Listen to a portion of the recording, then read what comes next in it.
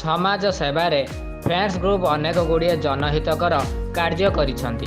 निकटरे आपण माने गणमाध्यम देखा पाइथिबे ग्रीष्म प्रवाह डहल विकल हेउथुबा पशुपक्षी तृष्णा मेंटाइबा पई विभिन्न जगार जलकुंड करी बेस प्रशंसा साउंटिथिला फ्रेंड्स ग्रुप। आज मध्य गरीब खटिखिया दिन मजुरिया मूलिया श्रेणीर लोकमानक पई भद्रक चरंपा बराल पोखरी हनुमान हाट स्थित म्युनिसिपालिटी हॉस्पिटल परिसर रे भूमिका चक्षु हॉस्पिटल और फ्रेंड्स ग्रुप मिलित आनुकूल्य एक निःशुल्क चक्षु परीक्षा शिविर अनुष्ठित हो जाइछि।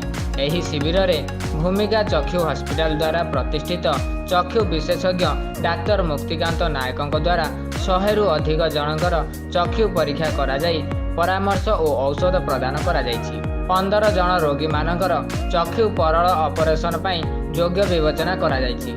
सेमानंको चिन्हट करा जाई भद्रक स्थित भूमिका चक्षु हॉस्पिटल रे बिना मूल्य रे ऑपरेशन करा जिबार व्यवस्था करा जाइछि।